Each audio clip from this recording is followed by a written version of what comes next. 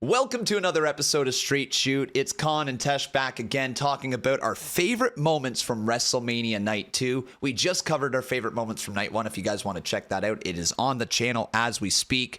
But my brother, what a two-night event. It was absolutely fantastic. One of my favorite WrestleManias of all time. And let's hear what you liked about the show. So we'll start it off. Night 2, my man. What you got? First off, I'm going to go on record saying that for the better part of 20 some odd years, I have stood my ground saying WrestleMania 17 was the greatest WrestleMania of all time. Hands down. Not 25 or 30 or 32 or 31 or whatever, or 19, however, 17 was the greatest WrestleMania of all time. I can now say WrestleMania 17 is the second greatest WrestleMania of all time. WrestleMania XL, WrestleMania 40 is the greatest WrestleMania of all time. And that took a lot for me to say because 17 is my childhood. But being what industry we're in now and what the industry is becoming, how it's so mainstream, you're seeing wrestlers everywhere. 3 million people viewed Monday Night Raw for the first time since the 90s. What? Like, are you kidding me? Like, come on. Yeah. Greatest WrestleMania of all time, dude. Nail on the head right there, without a doubt. I mean, with these stats, how can it not be, right? Over 200,000 seats filled over the entire weekend of WrestleMania. Highest grossing WrestleMania of all time. You mentioned the 3 million viewers on Raw. Just, man, crazy good stuff across the board. But let's start talking about our favorite moments here. And I'm going to start us off right at the start of WrestleMania Night 2 here. And that was Seth Rollins' entrance. I loved it. Hold on. You're gonna start with the opening of Seth Rollins, and you're not gonna start with Stephanie McMahon returning to WWE that's true. Television? Stephanie, welcome back. I did, you know what? Blank on there. It's been a long weekend. It's been a long weekend. You're absolutely right. You're right. Stephanie coming back is absolutely incredible. So good to see her back. Are you ready? As she said, the smile from Triple H. If you guys saw that video of him reacting to her backstage. Oh, awesome. Great to have her back. And what does this mean for WWE? It's massive because I think you may have missed another moment, Con. Jesus. That was not shown on television. Well, then you should have let this thing off. I was going to, but you decided to jump ahead. But anyways, there was something that you might have missed, but Stephanie was not the only McMahon to return to WWE on night 2. There was also the return of Linda McMahon backstage, and that photo was caught between Charlotte, Stephanie, and Linda backstage for WrestleMania Night 2. I'll put it up right here so people can see, but Linda McMahon was backstage for WrestleMania, and I think it's one of the first times we've actually seen Linda in quite some time in a wrestling-oriented fashion because she's so into politics now. Right. But I was blown away to see Linda McMahon at WrestleMania. She was at the Hall of Fame too, was she not? I'm pretty sure she was. I'm pretty sure, she yeah. was kind of off screen, but yeah, I did see that pic. Was so cool to see, Stephanie and Charlotte, who kind of like came up together because they're virtually the same age. Stephanie's like what, 5-6 years older than Charlotte, but and to see Linda there just backstage hanging out with the crew, that was really cool. So, but yes, I just wanted to say that it wasn't the only McMahon to return, and it was great to see Stephanie. I'm so happy she's back in some form of context. I guess we'll hear more. Well, the women's division loves her. Like, oh my God, when the women's division lost Stephanie McMahon, there was a lot of complaints. They were so happy going to Steph. They knew Steph was going to push for them to be featured in a good way. And this is during Vince McMahon's time in office still, right? So he was still the guy behind the pencil, but Steph was the one getting through to him on certain things. So her coming back is huge for the women's division. I imagine she's probably going to be involved with that in some way. And like the fact that Triple H is also all about women's wrestling, I think we're just seeing the start of the boom for women's wrestling. And like, that's part of the reason why this WrestleMania was as good as it was, because if you look at the in-ring competitors, the women were presented just as strongly as the men across the board. 100%. And I love that, because you look at other WrestleManias and you can't necessarily always say the same thing. Sometimes it was like, all right, yeah, they got the main event, but then what about the rest of the card? How is the rest of the card presented? We look at Rhea Ripley versus Becky that we talked about in night one. We look at the 6-women tag match, how they were presented on their entrance that we talked in night one. And I'm sure we're going to talk more about the matches that happened on night 2 here today. But just the presentation of women alone elevates this WrestleMania. Absolutely. And yeah, I just wanted to say that was a awesome way to start the night off. But you went into Seth Rollins' entrance. What did you enjoy most about it? Because I felt I was a little impartial to it. I love a good vibrant Seth Rollins entrance, but for me it felt like Seth Rollins just went and got the rosebuds and dressed him up. That's an interesting way to look at it. I can see where you're coming from with that, but for me, what it was the spectacle of seeing that many people playing instruments and dancing around and all that. And it fits Seth's gimmick because of the way that he dresses, because of the way that he presents himself. I think it was only possible for Seth Rollins to have that entrance. Nobody else could have it. And he embraced it. It was just a cool spectacle. The walking down to the ring, everybody high-fiving the commentators, Punk on commentary saying, I can't high-five you. My arm's busted. Like, oh, no. Yeah. Like, it was just, for me, it was a fun entrance. I think that's more what it was. It was just a fun way to start it off when you knew Rollins was probably not going to retain his title anyways. And after everything that had gone on, it was just a nice, light moment for Seth before getting into the heavy match that we were about to see. Yeah, exactly.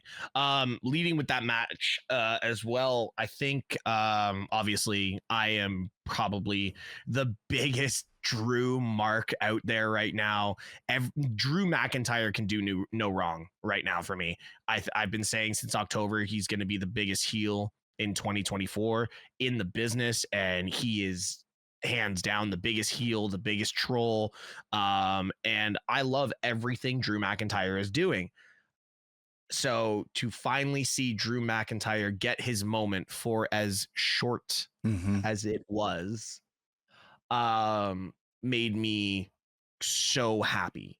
I was so happy that, yes, okay, maybe it's not his time to hold it for a longer run, but Drew McIntyre getting his moment in front of 70,000 people like he deserved when he was in Tampa up against Brock Lesnar, for me that was my favorite moment of all of WrestleMania. So it must have hurt when you saw Punk sweep the leg. So let me ask you, going into it, we all had this like speculation that there was going to be a Money in the Bank cash in, but then the match ended and Drew dominated that match. Yep. It felt like it wasn't happening. No, for me it did. Did it? Okay, for me it didn't. I just didn't know. So it was taking too long. The whole Punk thing for me was taking way too long. Right. And I was hating it. I'm like, leave. Just go up the ramp. Somebody cuts a commercial. And it wasn't the cash in because I was like, Drew's fresh. Like that match was only 10 minutes. So Drew's fresh. He could go from cash in. Yeah. But then it was Punk sweeping the leg. And just remember, I was one of the biggest marks when it came to CM Punk returning. I am the most anti CM Punk fan right now. I hate CM Punk. Go back to AEW. I don't want you here. I don't want you in WWE. I don't want you in Ring of Honor. I hate you. I hate you. No, I'm just joking. I'm just saying taking that moment away from Drew. Taking that moment away from Drew really sucked in my mind. But I'm looking forward to the feud because I think Drew is just going to snap at this point, and it's going to be like backstage segments and like outside of the arena segments, which we're going to get more of that kind of stuff in this Triple H era. So this feud is going to get built great. But back to the moment it happened, the second he took the brace off, I knew Priest was winning. And I do like the fact finally we got a cash in where the ref wasn't like, are you sure? Yeah. Are you sure? Yeah.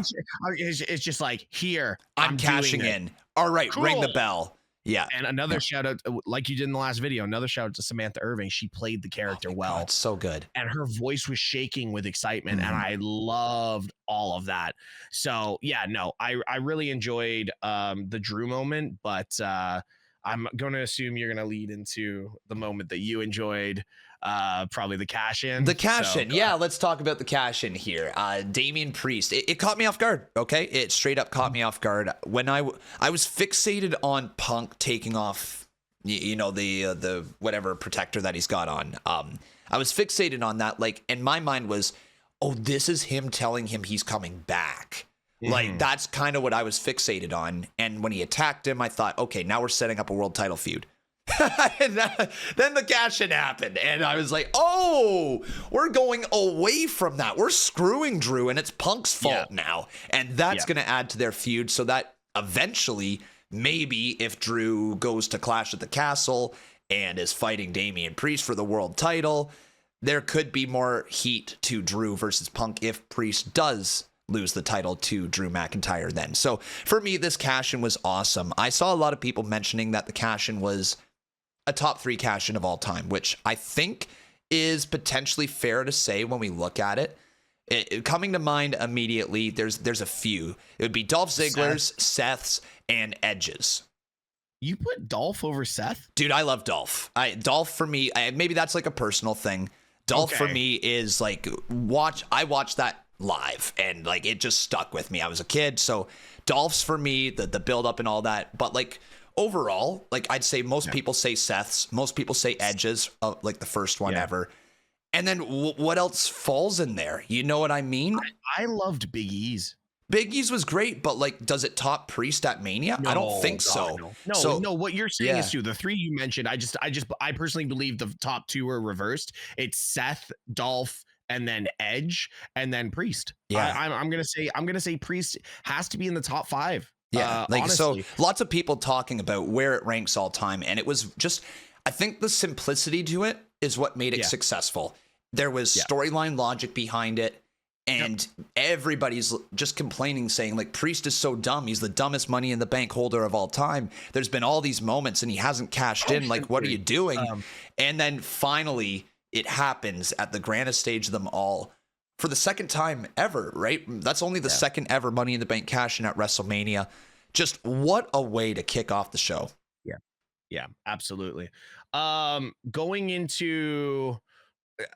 Let's talk about Snoop, and let's talk about that that little random matchup that happened there with Bubba Ray Dudley coming back. Like, that's a positive for me. Seeing Bubba Ray put the glasses on in Philly and then telling them to go up to the top and do the what's up and to get the tables and all of that. So fun. Not what I expected from that match. Last thing I expected that match to be was a comedy match with Snoop Dogg on commentary. But for me, it was funny. I enjoyed it. Just not what I would have expected going into that matchup. I'm not going to lie. My favorite part of that entire match was Ricochet's tweet after saying, "Hey, Snoop, can I get into the green room?" That was one of the best tweets I had seen all WrestleMania. So we know what Ricochet's into. Yeah. Going into LA Knight, AJ Styles. I was expecting Evil Ways, but we knew there was going to be a new entrance. AJ's new entrance theme hits hard. It does. I need to hear it on like YouTube, like the full thing. But when I heard it, I'm just like, this fits him. Absolutely fits him. 100%. That match, aggressive, exactly what we needed for this feud. This feud is far from over. Yep. Yeah, I believe there's a hell of a lot more to go with this feud, and I think they are going to actually pull them apart a little bit and have them both go down a new road. And then but that road is going to cross again. And I love every single second of that because both these guys deserve minimum a U.S. title run. I think with the new champions on both shows, that there is opportunity. And by the way, we got to get into another, we'll do this in the new era thing, but we'll talk about that in a minute. But AJ Styles, LA Knight, both going for the U.S. title. Logan Paul's in a lot of trouble. Yeah. That's all I'm just going to say. That's all I'm going to say. It is. And that would be a great progression. We a lot of us thought that was going to be LA Knight versus Logan Paul at WrestleMania. So, I mean, moving into that feud, LA Logan Paul could be really, really good. Imagine LA Knight versus Logan Paul in Cleveland at SummerSlam. Oh, whoo. And crowd would be split. We might be there, my brother. We might be there. Anyways, the United States triple threat match. This one, you know what? I don't have a lot of great things to say about this one. I'm not hating on it. Definitely not hating on it. But I think that this one was their weaker match of the night, of night 2. And it's unfortunate to say. I think everybody did their job. I think the attention wasn't where it needed to be. I think the triple threat style of matchup didn't work the way they were hoping. Is how I felt watching that match. But still, seen worse matches at WrestleMania, so I'm not going to harp on it too much because we did get some cool moments from it, i.e., I Show Speed getting RKO'd on a table, kicking him down in the Prime bottle. Out of every single person that you could have gotten out of Logan Paul's, you could have gotten Aiden Ross. Okay, yeah. You know, you could have gotten Aiden Ross. You could have got, well, you couldn't get Bricky Hill because of all her stuff that just got leaked. You could have got a female streamer. But the fact that you only brought I Show Speed in just because he's the new streamer under Prime, that was really annoying because Speed does... Okay, I'm going to run this back just for a second, just so I can explain my thought process on this. Speed does not speak to the entire main populace of the WWE community. He speaks to the demographic of 12 to 20. Not the people with the money that are 18 to 45. You know? So it being Speed, it lost me for the rest of the match. You're not there's the thing though, you're not the demographic, right? And I think that's the key point. You're not the demographic. They have you already. They are looking to get the next generation of fans in there. Not saying Speed getting RKO'd is the way to get the next generation of fans, but it'd be all over their Twitters. It'd be all Speed is talking about for the next little bit, talking about WWE. I think this is a big brain move, trying to go after that younger demographic to bring in. Maybe it didn't work, but I think it's a bigger brain move than you're putting across right here, my man. Getting Speed on TV when he's one of the most popular streamers in the world right now is not a bad thing. And getting him a viral moment of getting RKO'd is not a bad thing. You're right. Aiden Ross would have been great to see get RKO'd. You're right. A female streamer, but you're probably not RKOing them, right? So I get where they're going with it. I mean, he could have RKO'd a woman, right? He's done it before, so you never know. He's RKO'd 2 women already, hasn't he? Yeah, so like you never know. It could have, he could have easily done it for sure. But I get what they were going for, especially if Logan Paul was the one saying, I'm bringing this person. You're probably not telling him no. You know what I mean? For the amount of views he's bringing into your product, you're probably not telling him no. So I get what they're going for. Not everybody loved it, but I think it was successful enough as a viral moment. Fair enough. And if that's what they were going for, I just feel bad for the other two that were in the ring then, being Randy Orton, KO, because these are 2 future Hall of Famers. They are 2 ex-world champion, multi-time world champions. And they kind of just had to play that comedy role, which they did well. Yep. That whole golf cart to the ring thing was pretty cool. But like the Randy being like, slow down. Yeah. That was pretty cool. But there was some positives to it, but again, not my favorite match of WrestleMania. But let me tell you one of my favorite matches that we had on the card. It was Bayley versus Io Sky. Oh my God, they crushed it. Io Sky, I said this during the stream, where was this presentation her entire championship run? She looked like $1 million. Yep. That entrance coming out, it was NXT Black and Gold Io Shirai coming out, and I legit got goosebumps. The whole presentation was perfect for Io. Man, I loved it. Oh God, what a match, man. What a match. Bayley getting her moment at Mania as well. That's all I wanted. I wanted, out of everything that we've talked about, it was Drew and Bayley getting their moments. And it was, as I just mentioned, Drew, number 1, Bayley, number 2. Yeah. Anything else that happened was just the cherry on top. So super happy for Bayley. I think she's going to have a phenomenal title run. I think she's going to have a great title run. Yeah. And it's everything and more, you know, and I'm looking forward to it. And I did say going into WrestleMania, Io's title run was a bit lackluster. I want to recant that comment because I said it in the wrong way. Io's title run was not presented the right way. Yeah. Io had a very good title run. She had strong matches. I think that's what you're going after. Yes. Yeah. It was not presented in the right way. Matches were not on the right part of the card for them to be presented as, you know what, like this is going to be a good match. So I just want to recant that statement saying that she didn't have a good title run. She had a very good title run, but it was just presented poorly. Yeah. And I mean, we saw it with that presentation. We knew, and I think Io's going to be better off down the line here. I think they're starting to figure out what they want Damage Control to look like, what the direction is as a faction as well. They've got those tag titles that they're going to probably focus on a bit more now. So, you know, I'd be honestly okay if they went back towards like a Freebird rule with the Kabuki Warriors and Io Sky maybe operating as a unit.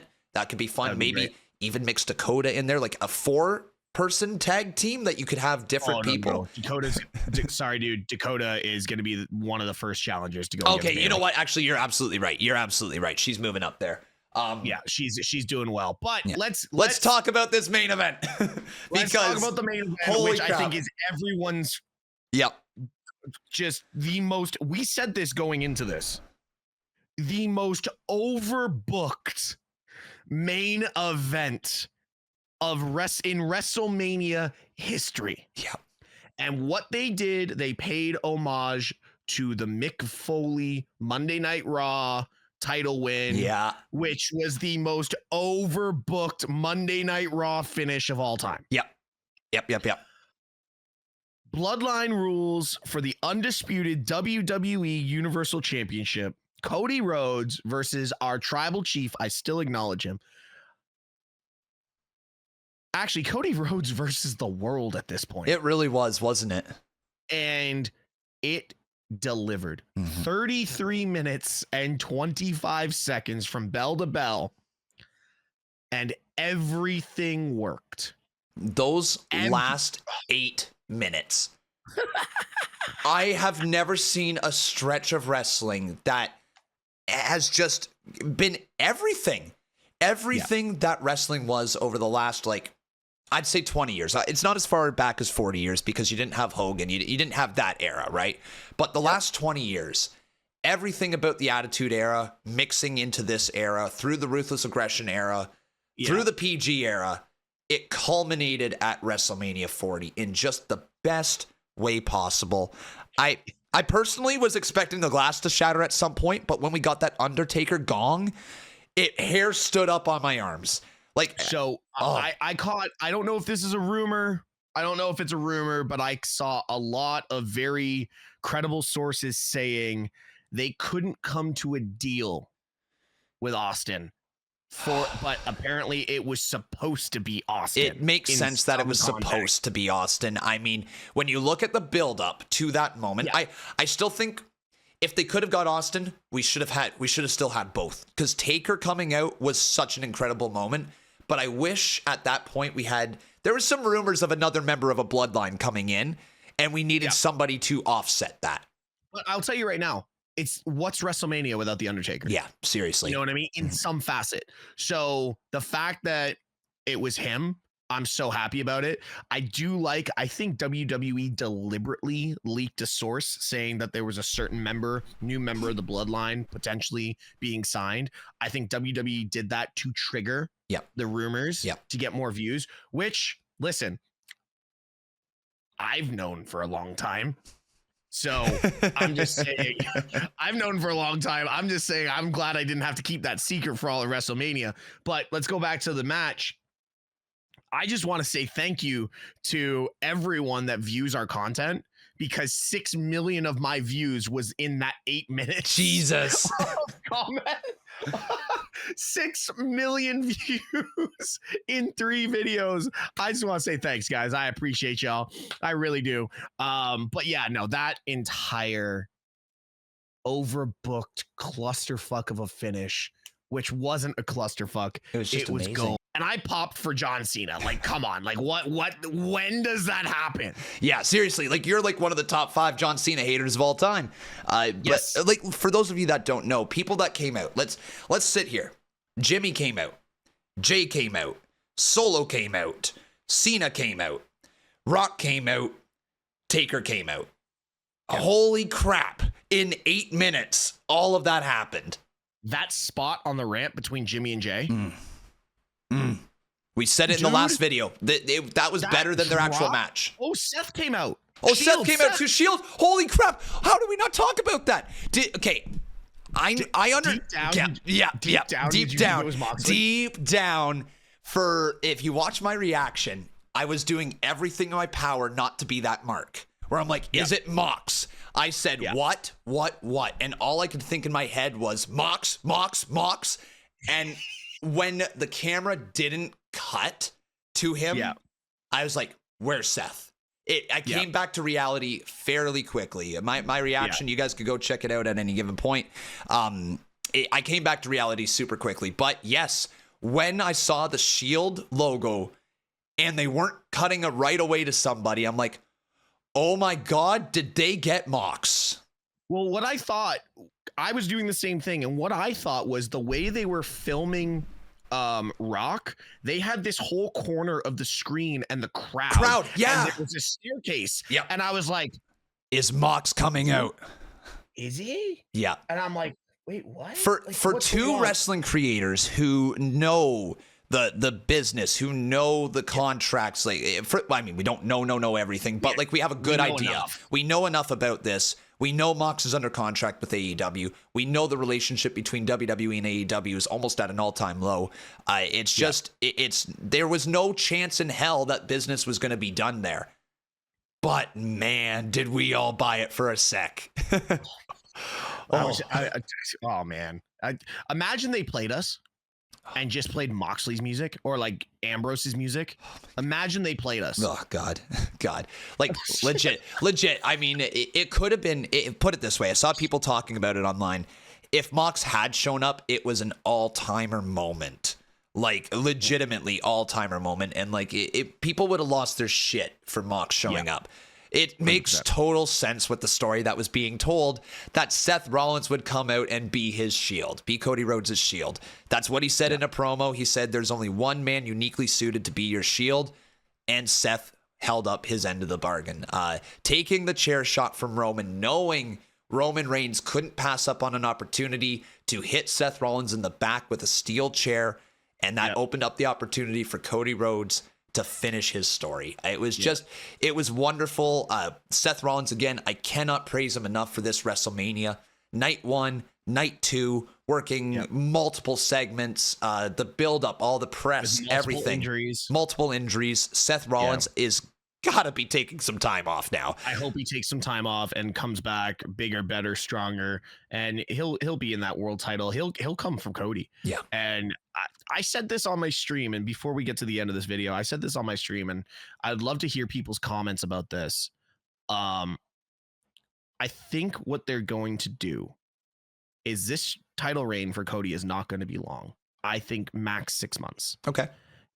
I can actually see Cody, everyone's saying, oh, but he's 38. He's 38. He's only got about 7 years. Yeah, I understand that, but I think they're going to push Cody to Flair, Cena numbers. That's a hot take. I think Cody is going to get put up there in the 13, 14, 15, 16 title reigns. Holy. Now, do the math. Cody's in great shape. He keeps himself healthy. He can go to about 48. Cena's 48. Randy's what, 40 something. 44? And Randy's been going since his 20s. But if they go 6 months, 8 months, 1 year, and make it run, I think they can put Cody in the Cena Flair conversation. Wow. I mean, with the momentum he has, it's hard to argue that point. If he's able to keep his place on the card, if he's able to keep this momentum going, because that's the key, right? What happens in a year? If he loses the title, do the fans get tired of him? We know WWE fans can be fickle as hell. Yeah, of course they can. So we'll see where that goes. But man, that's certainly a hot take. And it's not impossible for it to happen. Yeah, interesting. What do you guys think in the comments? Let us know. Yeah, let us know in the comments. If you're listening on audio, don't forget to give us a 5-star radiant. Radiant. Jesus. Don't forget to give us a 5-star rating and leave a comment if it's available. We are on Spotify, Apple, Amazon, and go follow us everywhere. All of our social medias, guys. We also have our Next Level Connect links where we are giving away copies of WrestleMania 2K24. We're giving away a bunch of those, plus some other stuff throughout the summer. So don't forget to follow us and follow us on the content. And Con, where can people find you? Conman167 on all social media. Take a look, type it in, you'll find me. And all the rest of the social media stuff will be right below in the description. Guys, thank you so much for listening to this episode of the Straight Shoot Wrestling Podcast. My name is MrTeshk. That's Conman. Don't forget, be good people. Yeet.